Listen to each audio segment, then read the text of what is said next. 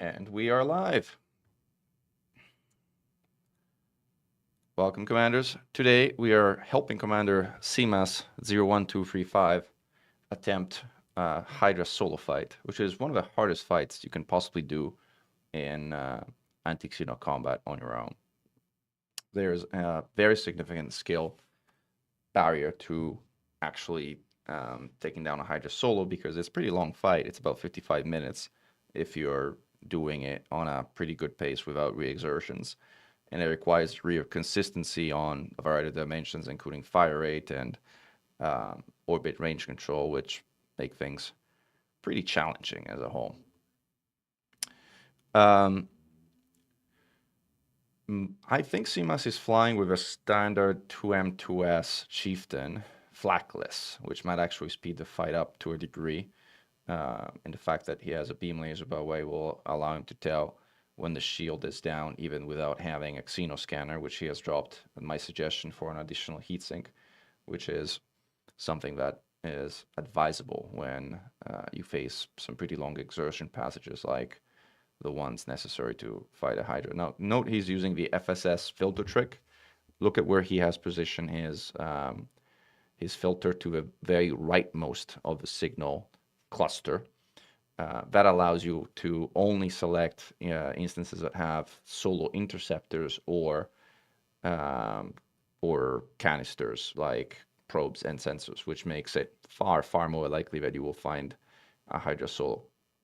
Now, he has found what we call a non-guaranteed instance, which means this could be a green cloud instance, which only occasionally has a Hydra in it. Or it could be a debris field instance, which is the best instance for solo combat. And we'll get to that in a moment if we're lucky enough to drop into that instance. Type. He's using his Super Cruise Overdrive, which is nice, especially to kind of close big distances like 12,000 light seconds, which he's about to close right now. Again, just be careful not to use all your fuel because you do need 2 hours worth of fuel. So you do need about 4 tons of fuel left in your fuel tank. Otherwise, sort of ending the fight because you don't have enough fuel left is at the like hard number 7 or number 8 would be really painful. So CMAS, are you using basic ammo or premium ammo? Premium. Okay, good. That makes the fight a lot easier against Hydras because that 30% incremental damage is actually significantly more when it comes to the net damage you do if you take out the natural regeneration of a Hydra. So it's almost like twice as much effective damage on a sustained basis compared to regular ammo. Like the difference on Hydras of using premium ammo is just huge. So it is a very good thing to try when you're doing Hydra for the first time solo. And then you're using heat sinks on a separate key or separate trigger. Is that right? Because there's 2 ways to fire heat sinks. You can bind them to a fire group or you can use a hotkey. And CMAS is using a hotkey, which is the more elegant solution, candidly.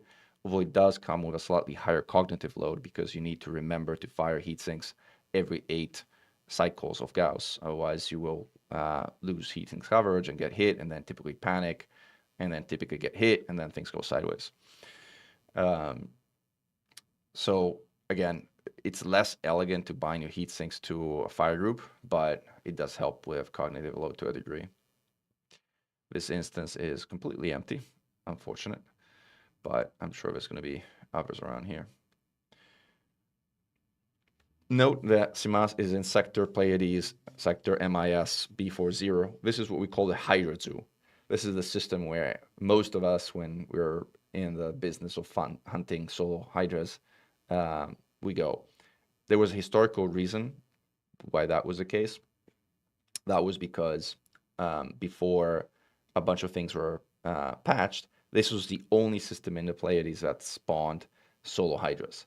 Now it's no longer the case. Now many systems, if not all systems, spawn Hydras around the Pleiades, but the Hydra Zoo, which is where CMAS is in, is actually the one where it's probably easiest to find Hydras in the region. So this is a popular Medusa and Hydra hunting destination system. So again, half of winning such a difficult fight is planning for such a difficult fight. So we know we're using premium ammo. We know we're using 2 medium, 2 small Gauss. We know we're doing this flakless, which is actually the harder way to do this fight. As again, that increases the cognitive load of a fight, as you now need to also kite and manage the position of a swarm, while also maintaining range control versus a Hydra, and also ensuring that your shots hit on target. So it makes things somewhat kind of harder. Still, but it does speed up the fight if you want to do it that way. That's a plus side of it. You have additional time in between enrage timers, and the fight over as a whole is shorter, which means you're going to be less tired at the end of the fight, which is a good thing, because you can get very tired after 55 minutes of like intense concentration and like full focus. Trust me, your hands will be shaking, especially the first time. You're 30 seconds away. You might be able to make it. Yeah, I think you'll make it. Like, you're very close, but once you hit that speed, hit full gas. Otherwise, you might. Well, yeah, you're gonna be okay. You got plenty of time.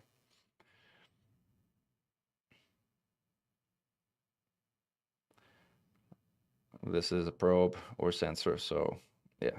So again, no Hydra, no dice, but we will find one soon enough. Unfortunately, even with the FSS trick, there is no way to distinguish between probe and interceptor instance. The thing that you're effectively doing is you're filtering out all of the scout plus interceptor instance. And there's many of those, so it's still a significant improvement, but it's not a surefire way to find your intended target. That's a Medusa. That's another Medusa. That's scouts, but that's a guaranteed Medusa. That's more scouts. That's a Klops. More scouts.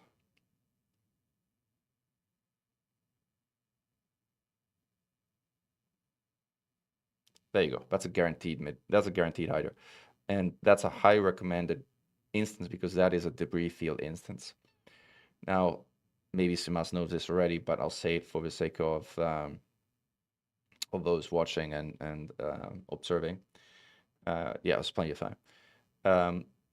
Why are debris field instances so ideal for solo fights? They are ideal because it lets you start the fight while the interceptor is at the center of the debris field. And if you do that when it deploys the swarm, while the swarm is deploying, its collision avoidance algorithm isn't active, which means that a lot of the Farguns from the swarm actually collide with the debris and get destroyed. You can end up having a swarm that is half the size of what it would normally be just by taking advantage of the environment in this fight, which especially in a flakless fight where you otherwise have no reliable way to thin the swarm, unless you're doing super advanced complicated things, it's highly desirable. So the strategy we generally use to begin this fight is to get at the center of the debris field, like just slightly on the outside but still within it. Let the Hydra come and scan you.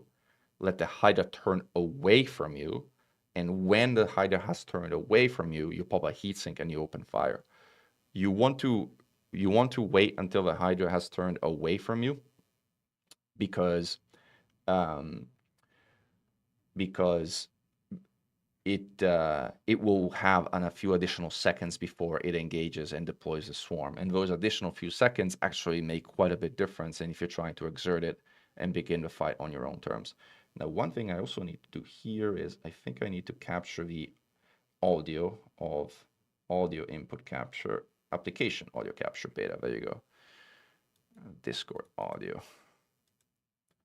Let me see if I can find the relevant one. Match title. All right, I think we now have audio from the game as well, which is nice for the audience on YouTube. And 07 commanders. One thing I will say is thank you, CMAS, for lending yourself to kind of like being on a public stream with this experience. For everybody's sake, before we even start, I will say it's harder when people are watching. It's harder to do this when people are watching. Not only have you the pressure of like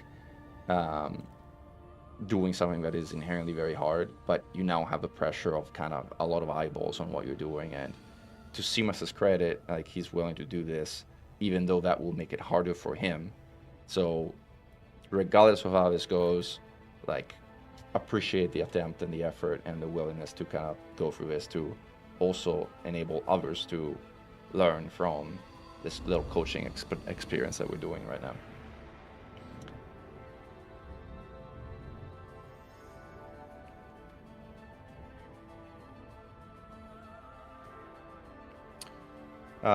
Fire group configuration is another thing you would check ahead of a fight, but the fire groups of his ship are relatively straightforward. Like, he's got them configured exactly the right way, so there's nothing to add there.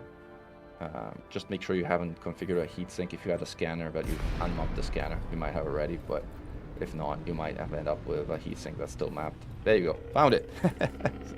I knew there was going to be something like that. All right, head to the outskirts of the.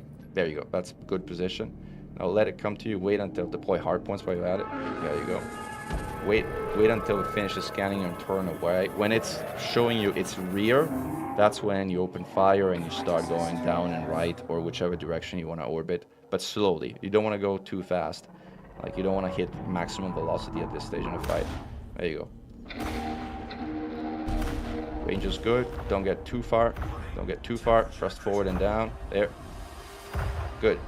Give it some additional lateral velocity. It's a good start.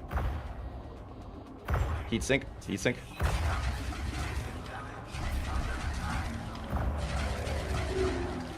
That's a pretty good start. Keep going. See, he did something good here, which was his orbit was stalling, but he gave it a good, strong lateral move to the left, which re-established his orbit and resulted in his orbit actually not failing. Now the Hydra is rearming, which means it's going to kind of head generally out of range. He's done very well at staying actually very reasonably within range here. Like, as you may know, the optimal range of Gauss is 1.5 kilometers.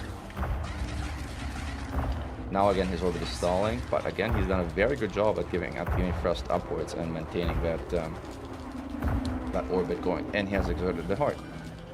Like, it's kind of hard to see on this lower resolution, but I think he's shooting the wrong heart. I think he should be shooting one below it, at least from a quick glance. Noting it's very, very difficult to hit it from behind. This is very good. Note how his roll control is very good. Now his orbit has stalled, but he's got an exerted heart in front of him, so he's kind of trading the fact of taking sand damage to hit the heart. But he's doing very good. This is fantastic, actually. You are firing too much towards the center of the pedal, though. You should shoot more towards the edge. Like, the actual hitbox of the heart is more where the red glowy bit is, and you're shooting more of a green pedal on the center mass. So I think you are not landing many of those shots because you are hitting the inside of the pedal instead of the hitbox of the heart itself. Now the heart has gone back in, so he has to re-exert, which is totally normal and totally fine. He's maintaining fantastic range control.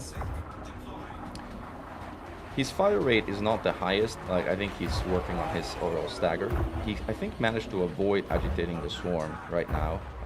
If you fly through the swarm will so-called agitate you. Now it kind of boosted straight at him, which kind of like has resulted in him getting really close and taking some damage. You may need to boost now to kind of close into range and sink. There you go. Now the good things that Simus is doing is he has a very good ability to control his orbit in multiple directions, as in he makes use of orbiting upwards and right and downwards based on the situation of where the Hydra is in terms of relative position, which is not an easy thing to learn, and he's already got a grip on it, which is kind of remarkable. Alright. This is very good, actually, and he's throttling upwards to sustain his orbit, which is the right direction. I think he's doing great here. Alright, now his orbit is at a perfect range, and he should be exerting pretty soon if he keeps this up. Now he needs to make sure that he doesn't lose range, because the Hydra is rearming still. Very good maneuvering here. Also, note how he uses and incorporates a roll when he kind of has to make a hard turn. Sink, sink, sink. There you go. I think he ended up without system capacitor there, which is why he couldn't trigger his heatsink. Note you need system capacitor to exert it again. Down at the bottom. Down at the bottom. There you go.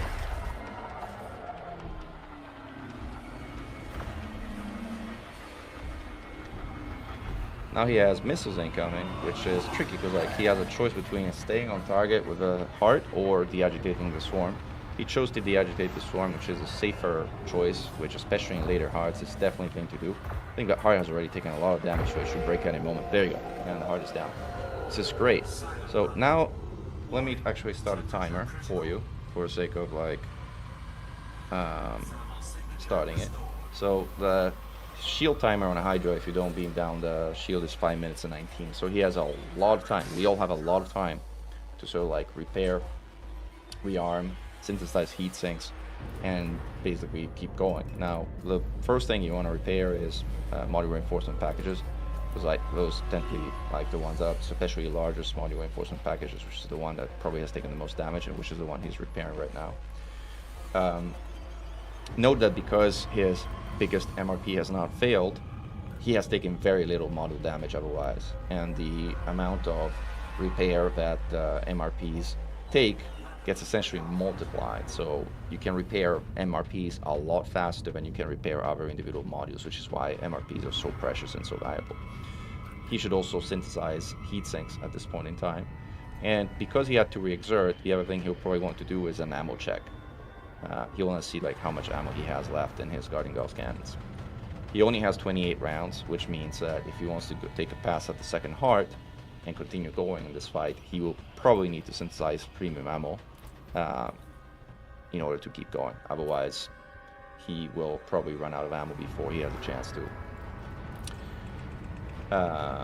exert and destroy the next heart. Now, the fight gets easier every heart you take down, because the amount of damage you need to do to exert the heart goes down proportionally. So exerting the last heart takes like a fraction of the damage that exerting the first damage takes. Note like how one of his guns actually got significantly damaged, so that one he will need to repair in addition to the MRP, which he already has repaired. Note also like he's managing his range, because ever since update, I don't remember which one it was, I think 15 or so, interceptors have a nasty habit of jumping away, losing interest in jumping away. So he's trying to stay at 5 to 6 kilometers, which is a lot closer than we used to stay back in the past. And every now and then he probably will want to tap the Hydra interceptor with beams to ensure that he keeps aggro and that the Hydra doesn't run away. If he stays within 6 kilometers, he has the ability to do so on a whim, on an instant. If he's beyond 6 kilometers, he's not going to be able to do that immediately, because obviously that will be beyond the range of his beams. This is an annoying thing that makes actually the fight harder compared to what it used to be, when you didn't need to worry about range in the way you need to worry about range right now. Note like how he's repairing pits are extremely effective at bringing his hull up to par. His modules are almost entirely repaired. He's a 66% hull, and we have 2 more minutes to go before it's time to re-engage. So by the time it is time to engage, he will probably be at 80% hull or more, which is actually more than enough to sort of like go through heart number 2. Now, orbit insertions, what we call orbit insertion, which is how you approach the interceptor when you decide to engage in close range, are probably the most important thing to master and learn as far as advanced anti-Xeno combat is concerned. You want to slow down, but not to a standstill, and give your ship some kind of directional vector angle that's offset from the interceptor. I generally aim for about 250 to 300 meters per second, not faster. And that's already kind of probably on the slower side.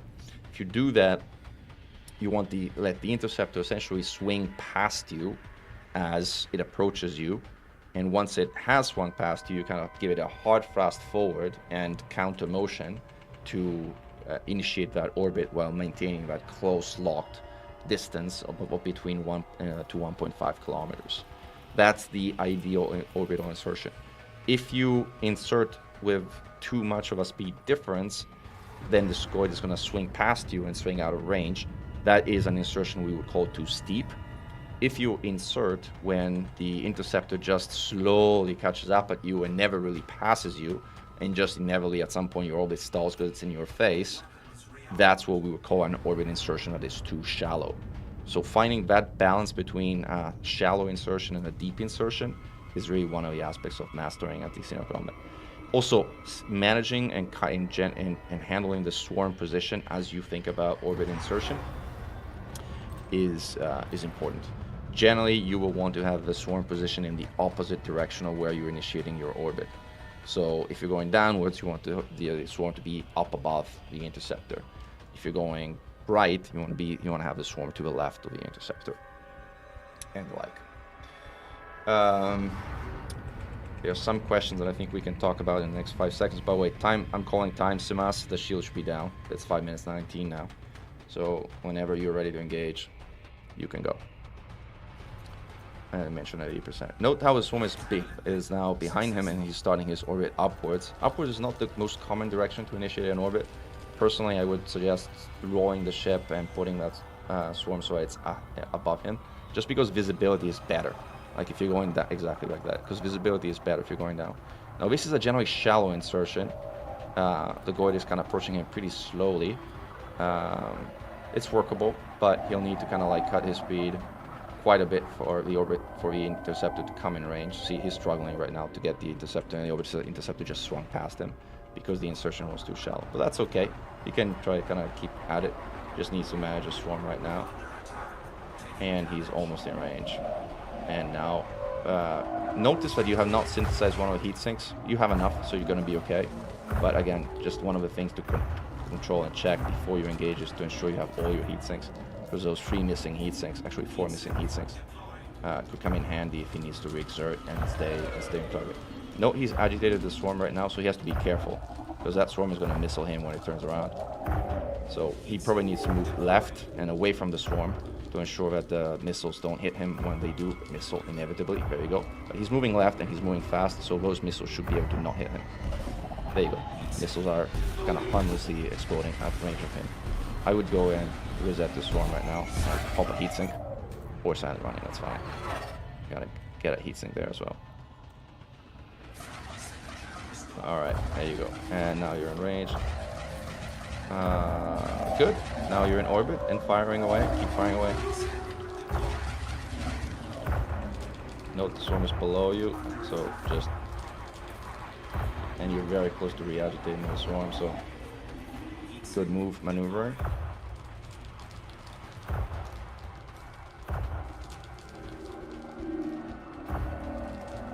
You're good. You're going very fast. I would kind of slow down, hitting down a bit. Otherwise, you're going to swing it out of range. Good, good. Now resustain the orbit. Good, very good. Exert it. Very good. Note where the micro gimbal snaps. That's where the hitbox is. Note that it's kind of on the outside of the pedal. Further high. You're on the wrong heart. There you go. Now you're on the right heart. He baited the lightning. He didn't intend to do it, but he did it, and it worked very well. Keep shooting it hard. We have a micro gimbal snap. Heatsink. Hit. Keep shooting. You're in a perfect angle. Further up, further up. There you go. Amazing shooting. Keep shooting.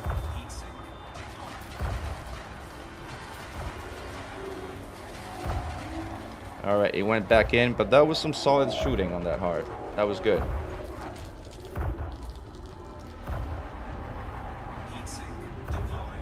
I think you have enough sinks, but barely, to kind of go for this pass. It's boosting. Thrust forward, then counter boost, otherwise you're going to lose range. There you go. And now you should resustain the orbit on military thrust. Heatsink, heatsink.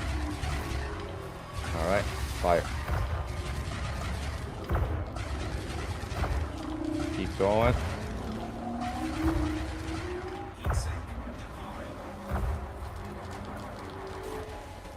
Doing good. Doing very good. Keep going.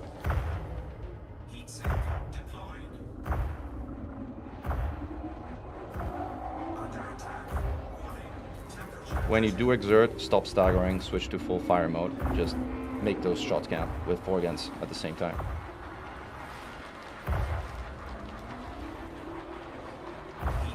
Almost there. Yes! Nice job! 2 hearts down. This is the hardest part of the fight. Like the first 2 hearts are the hardest part of the fight. Start the timer for you. You got plenty of time to repair. Repair your MRPs.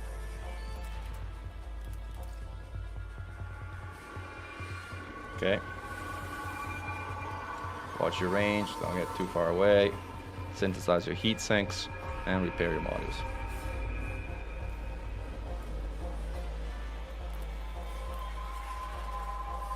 There you go. That's the most important one to repair. Check your guns, because for some reason the center Gauss or the Chieftain tends to take quite a lot of direct damage. Yeah, you're above 80, so you're not going to be a critical thing to repair, but you may want to at some point. Do an ammo check. I didn't look at their ammo for 26. You may have to sense again. Like the thing is, you had to re-exert in both situations, so you have to synthesize premium ammo if you want to do this. At this point, you can also switch to standard ammo if you want, because it's easier. But since this is your first Hydra, you may actually want to spend those premiums. But that's up to you. No, and this knowledge is important in your confidence and managing the fight. But the hardest part of a fight is behind you. Like the second heart is in absolute the hardest heart of a Hydra solo fight.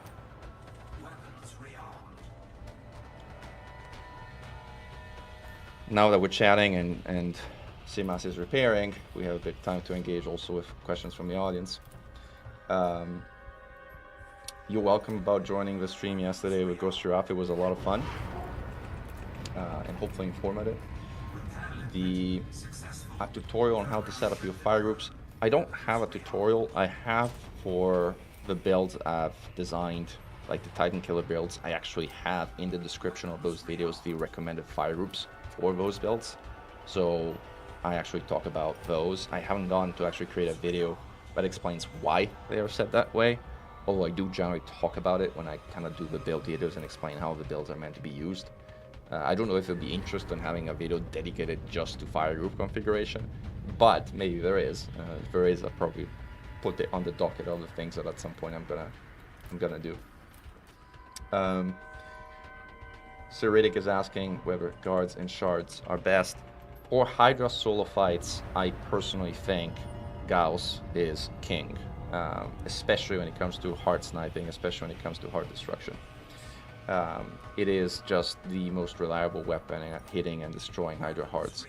Modified shard cannons are better and make exerting easier, but you kind of need a better grip on and practice on how they work to be able to consistently destroy hearts with them. They work just fine. I personally just feel they're somewhat harder to use. You have one more heatsink to synthesize CMAS if you haven't noticed already. Maybe you have. One thing, CMAS, that I noticed is your heart aim. Like, you're often not shooting on the specific hitbox of the heart. You're often shooting either below it or to its right or above. Use the micro gimbal of the small gas. It will show you exactly where the hitbox is. And it's actually a pretty small hitbox, so firing on the center mass of the pedal means missing it, as a matter of fact.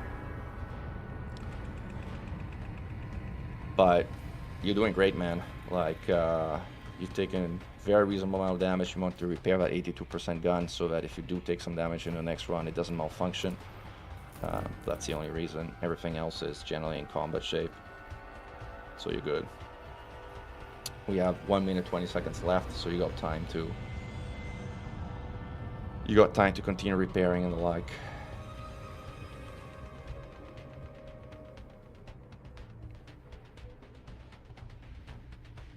Yes, Aaron's comment, the third glowing dot on the outside of the pedal is what you want to shoot.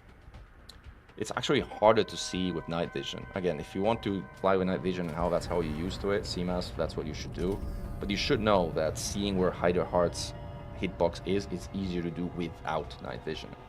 because you will see those 3 glowing dots much more cleanly without night vision, which will be the telltale indicator of where you need to shoot to hit it.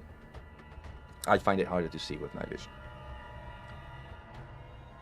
But you've done 2 hearts, you've done the hardest one this way, so you should continue doing it the way you know how to for this fight. Or do whatever you want. Do a fight, really. Danny is asking whether he chose to replace FAC with a 3rd medium Gauss instead of a smaller switch. He said no, he didn't. He has 2 beam lasers. He's doing a flakless fight with 2 large beam lasers. I guess out of personal preference. I mean, flakless fights are faster, all things considered. Although this one will not be, because he is actually not using his lasers for the most part. But it's just how he's used to flying, so that's how he should fly. 1 large beam and 1 medium beam. See the 2 beams? The large beam is on the top and the medium beam is on the nose. All right, time. Sorry, I was chatting. We're 20 seconds past the time. Now is a good time to begin your insertion. Pip swap. Pip swap. All right. Cool. Let it recharge before you engage. You're going very fast for an insertion, just so you know. You gotta slow down. All right, now you're good. You're pretty shallow on the insertion. I give it some forward thrust. All right, you're good. Open fire whenever you're ready. And thrust up because it's swinging past you. Very good. That's a very good insertion. Very, very good insertion. Know that it will boost at you, so keep in mind it's going to boost at you. Get lateral velocity. Perfect. Good. Keep sustaining that velocity. Keep sustaining that velocity. Very. Watch out, it's coming at you. It's coming at you. Lateral velocity. You did it. You did it. You kind of dodged that lightning.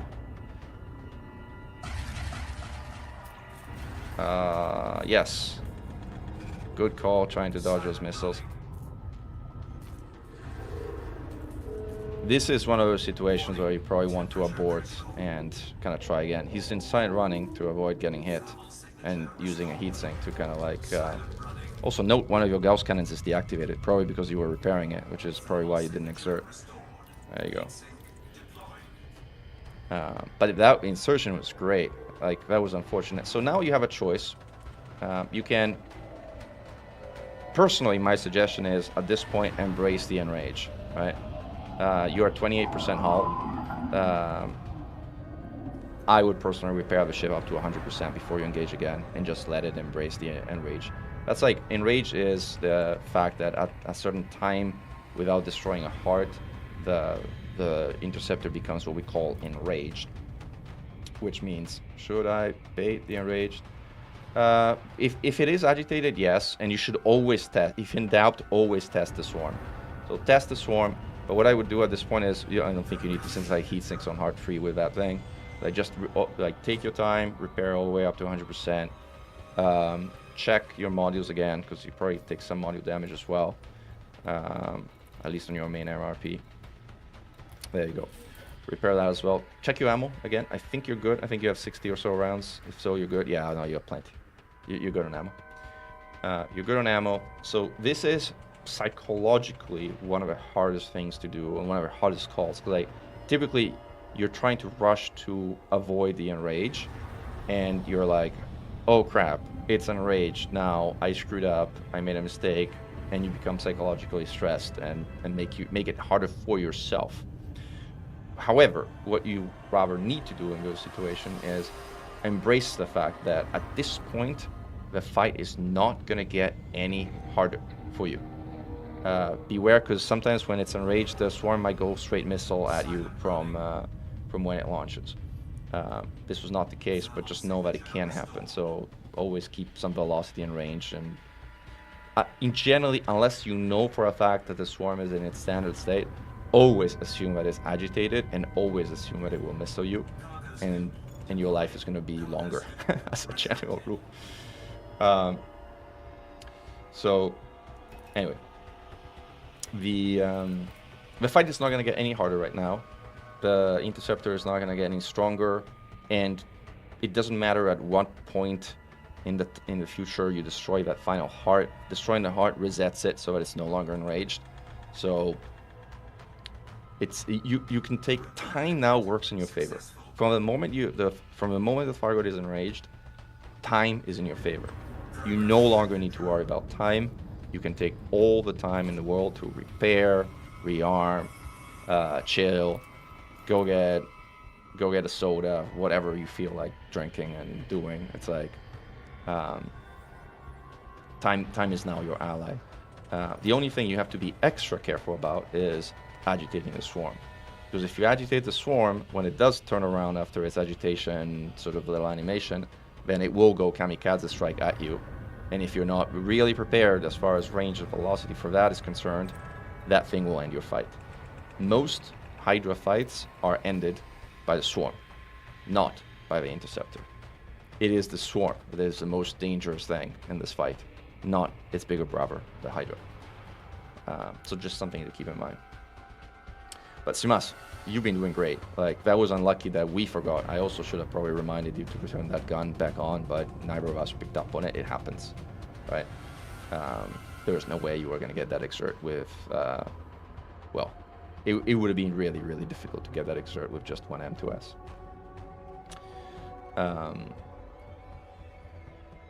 But again, your orbit control, your use of roll to kind of like vary your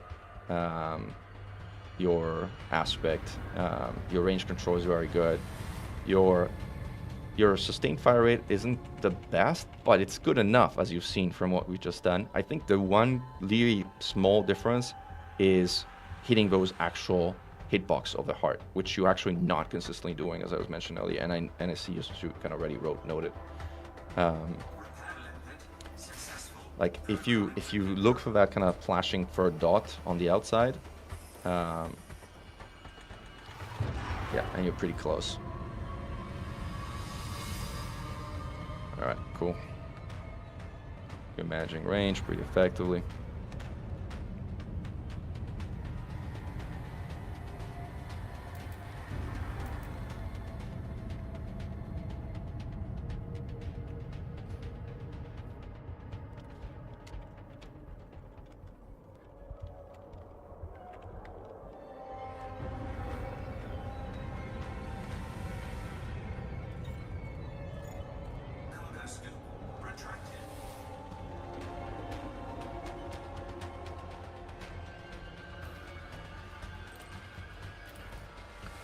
Note how he's targeting the interceptor to get a sense of like how far it is from the interceptor, so it doesn't get too far, and so that the interceptor doesn't jump away from here. And good to see you, Mr. Smart. Thanks for joining, and glad you were enjoying it, Mr. Fartex. I said Mr. Fartex, but it's because I had Mr. Smart, but it's actually Commanders, Mr. Smarthead, and Commanders Fartex 1. Like, there's a lot of little nuances in interceptor combat that, like, just make such a big difference in taking an aggregate. And believe me, Simas is doing something that is very, very challenging. Like, a lot of things you're doing might go over your head as far as, like, all the nuances that he's putting in practice, but he's doing a really great job here.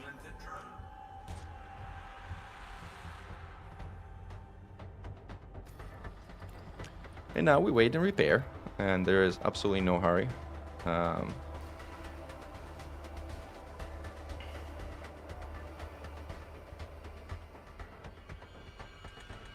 The chieftain he is using is something probably very, very close to the meta chieftain. So he's flying with 16 repair limpets. Yeah, exactly. Yeah, it's exactly the meta chief. The meta chief flies with 16 cargo hold, and that gives him 16 limpets to use for this fight, which generally is enough. But for some of these longer fights, you might end up using more of them. You can always synthesize them, but they're generally expensive in terms of materials. So there are variations of this ship that actually use 64 limpets instead of 16. By using a cargo 6 rack, but that's just one of the many variations of a meta chieftain. Like, this ship is incredibly capable, and it's probably the best solo fighter in the game, all things considered, especially when you take into account the fact that it's so easy to fly. Iki's cheering you on, CMAS, by the way, on YouTube, just so you know.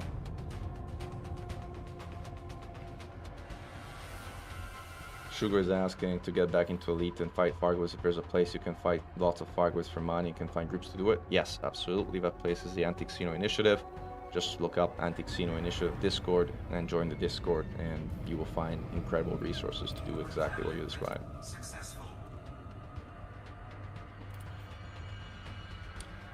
Yeah, that's good.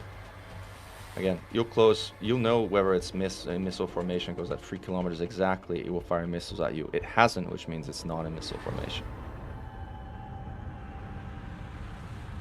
Which is good. I would put another repair limpet on.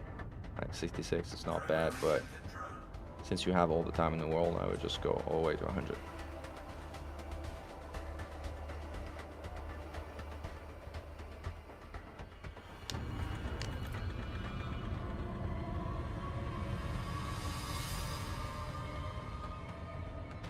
Oh, if you're constricted by time on your end right now, then if you have to go, then that's something at some point you will need to engage again when you think you have enough to engage. Obviously, there's real life constraints, as Iron Royce was joking. What ends most of his Hydra fights is his bladder, because these fights are long. Again, they'll typically run 55 minutes if you're not re-exerting. If you are re-exerting and enraging, like in this case, they'll be longer than that. But I mean, it's your fight and it's your time and your commitments, Sima. So you do what you think is right. Right? Don't worry about anything else. Real life first.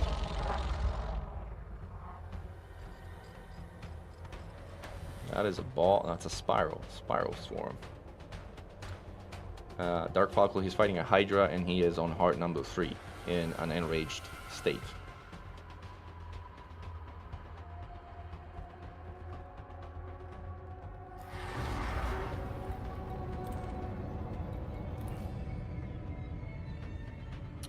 Remember to put pips to web when you're ready to engage.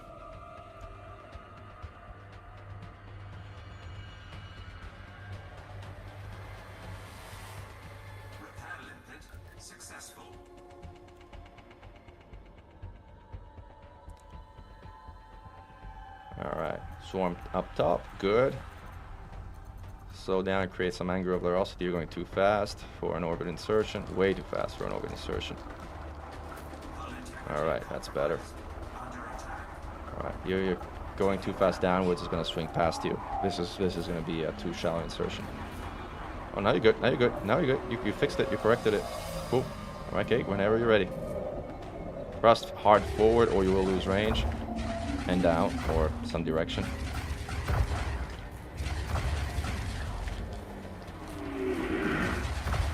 Good job hitting that lightning. Again, I don't think it was intentional, but it worked very well. Good job. You're doing great. You're doing great. Keep at it, keep at it. Very good. Very, very good. That's gonna boost it, yeah. There it is. There's the boost. Alright, sustain that orbit, sustain that orbit. Hard, hard right, hard right.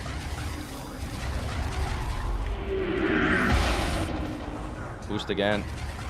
No, you don't need to actually. You're good. Keep shooting. Oof, careful, careful.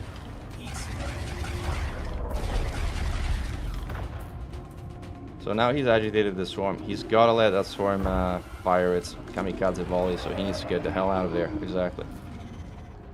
And he managed to, well, he has taken some damage as part of the process.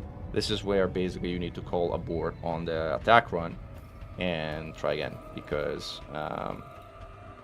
there's no way that you kind of like, we're going to be able to kind of recover if you have an incoming kamikaze strike. You need to break.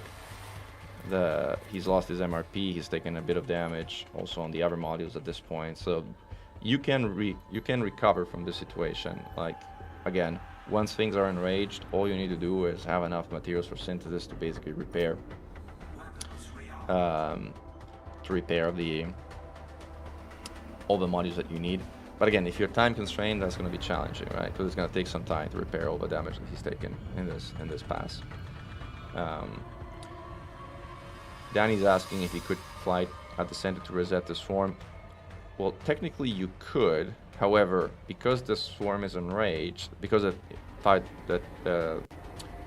is enraged, that would be incredibly dangerous to do, because you might actually trigger a kamikaze strike before you manage to fly through it, and that would be the end of the fight. So whenever you are agitating an enraged swarm, the standard procedure is to actually bait the kamikaze strike so that you're moving fast away from it, but you're within 3 kilometers, which triggers it to go kamikaze strike, and that will let it go all missiles at the same time. But if you're moving fast away from it, the missiles will expire harmlessly, and it will launch a new swarm in standard state. So that's a standard procedure to handle an enraged kamikaze swarm. Exactly. As Aaron pointed out, the Hydra just put out a new unenraged in standard state swarm.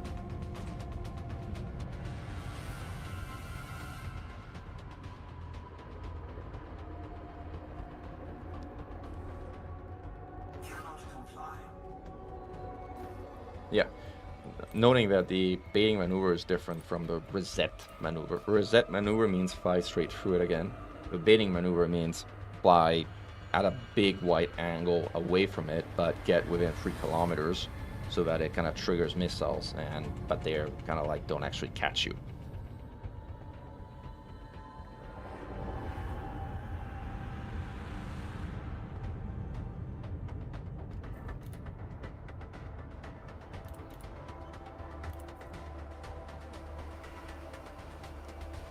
Yeah, it's annoying, like how these interceptors tend to get away from you. Like, that's why you kind of like use your beams to make sure they don't. Every now and then. Check your weapons and modules, because like you've lost 1 MRP, which means that you probably took some module damage at that point as well. Yeah, all your guns are shot. You kind of need to repair those guns if you're gonna re-engage and continue the fight, because otherwise they will malfunction while you're firing. And if your medium Gauss malfunctions while you're on a attack run, then you're not gonna get that exert, and life is gonna suck. I think you're also out of ammo for the FMU, is my guess, because it's not repairing at all. Yep.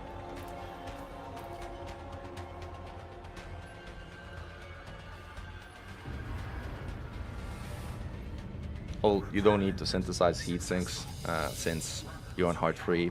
I mean, if you really want to give yourself some margin, I would maybe synthesize ammo for 1 of his heat sinks that are at 2 right now. And while you're at it, I would also fill up your system capacitor so you don't need to worry about it on the next pass.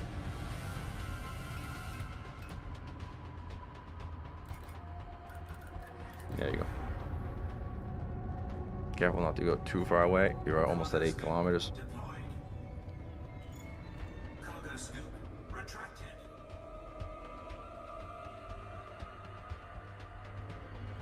I would look at it to see if it's not getting away, or it looks like it's still following you and the swarm is still out, but you've got to almost 8 kilometers, so I would give it a quick look to make sure it's not going in weird directions. No, it's still on you. You're good. You're good.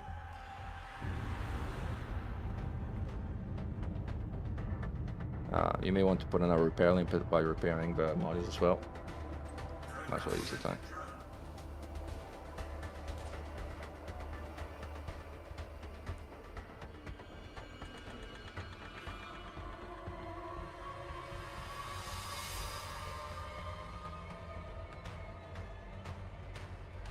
You may want to check also how you're doing on the module repairs, and whether it's actually repairing things. Yeah, it is.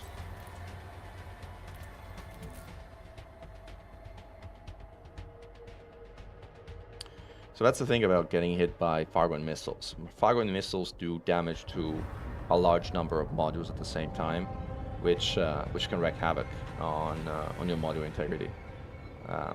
Which is why even for Fargoth missile strikes that don't automatically send you to the rebuy screen, they can effectively cripple your ability to fight for the rest of that attack pass. Swarms are incredibly dangerous, which is why doing this fight flakless is doing it in hard mode. because the swarm is the biggest threat in this fight.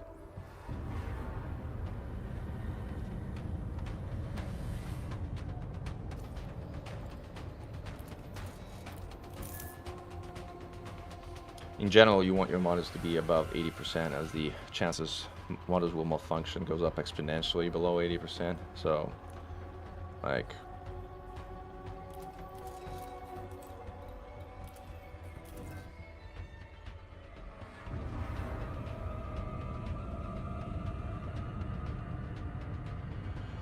but that's another, I think, skill and element to pick up in Hydra fights, which is, or any other long fights that are difficult, like multi-goid Hydra fights, like higher variants or interceptors with smaller ships.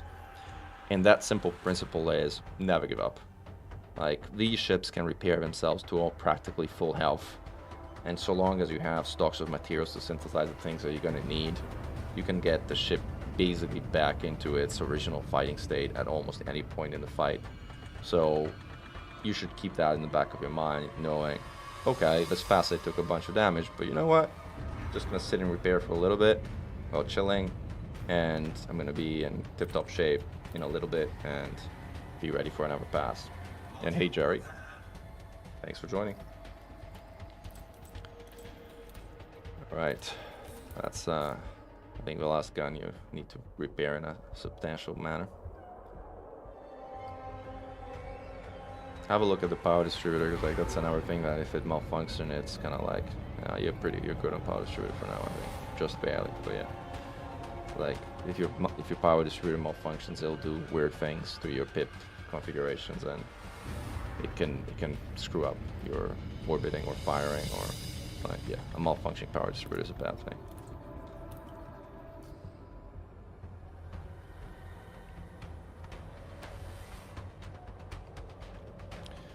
Right, your hull is almost back at 70%, which is a good amount. Although again, depending on the time you have, this is the kind of situation where you would want to repair back to 100, because why not? Again, nothing's going to get harder than how it is right now. Hi Eve, good to see you as well.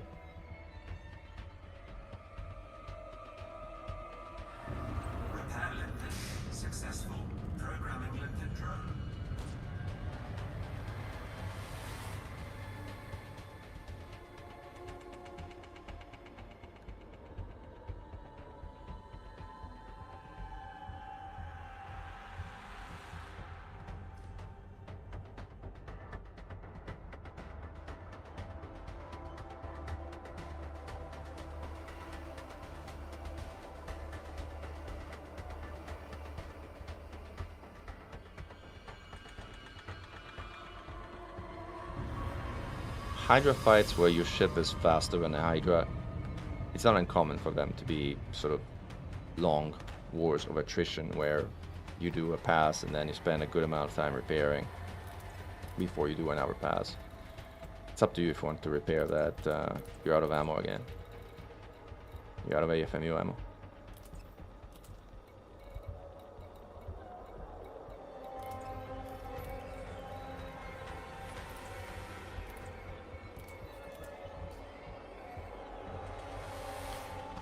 Yes, and as I mentioned earlier, for those who might have just joined, Commander Simas has very kindly volunteered to let this be a live stream so that it could be instruction also for our commanders that are trying to improve their solo interceptor combat skills.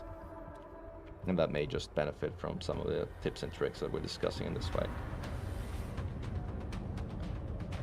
Simo, there's a difference, not CMAS, but Simo1609 is asking if he should shift from a Crate Mark II with modified plasma chargers, whether we should take Gauss cannons instead of the chargers. The answer to that question is, depends what you want to do with it. Like, if you're hunting Orphuses at Spire sites, modified plasma chargers are the best weapons against Orphuses, and you should keep them. However, if you're trying to get better at solo interceptor combat, or if you're trying to use them in anti-Xeno combat zones, you're probably better off with like, especially in combat zones, modified shard cannons are probably the most reliable, practical go-to weapon. And if you're doing like Hydra solo, then Gauss probably is the best weapon for that particular purpose. But that doesn't mean that modified plasma chargers aren't viable. They're very good weapons, and if you're truly passionate about them, you should stick with them and just learn to make them work. They can work. There's no reason they won't work. The only thing you need to be aware of with chargers is chargers do very low breach damage, which means they do very little damage to Firegrade hearts.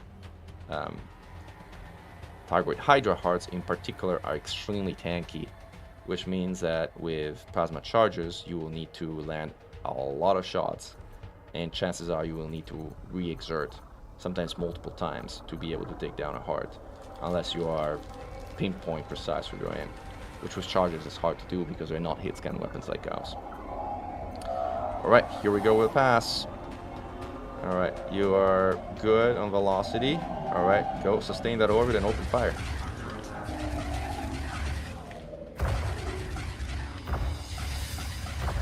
Very good. Great range control here.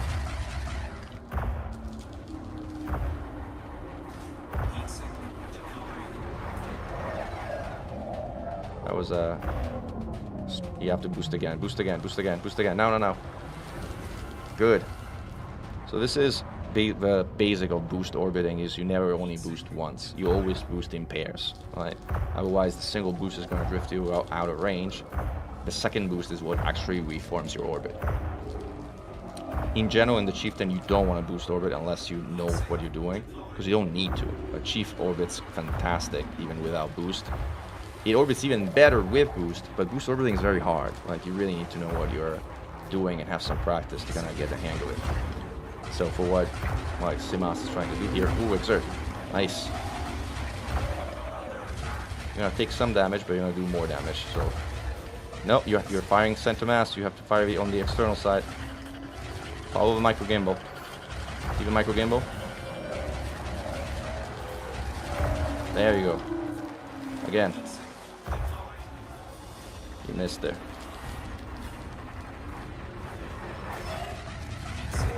Good!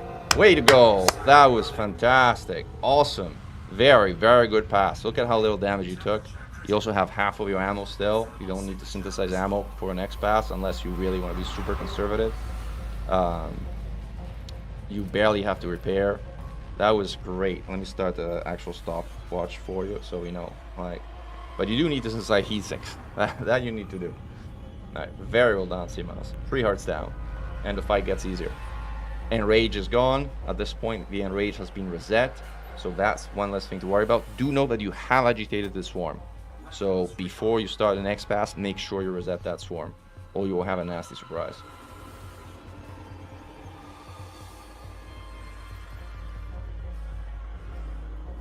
That's great, Simo. It's we all started like from getting our rear handed to us by Lowy Cyclops and running away with a broken canopy. So like this is like, hold on guys, 1 second.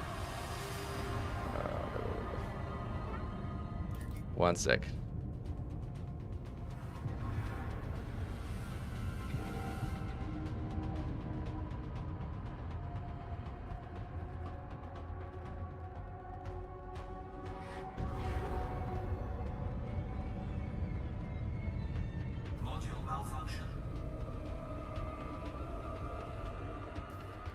All right, folks, in real life is calling me. My children need to go to a museum, so they need some tickets and things, and I probably want to go with them. So, Simas, I'm sorry to have to leave you mid-fight, but again, you're doing great. You're in a great position. Remember, the hardest part of the fight is behind you. And no worries. Again, you're doing great. The one thing you need to kind of land is make those shots on those hearts count. Follow the micro gimbal. It's okay to use all guns together. You're gonna take some damage, but if it actually helps you hit those hearts, try it that way until you get a really good hang of where those hearts are. Hopefully this is your fight and it works. If it doesn't, potentially also try without night vision, as it makes it easier to hit hearts. With that, thank you all for watching. Thank you again, Commander Simas, for your graciousness in lending yourself to be our student example and showing and having a few pieces of advice for our commanders watching. And as always, glory to mankind.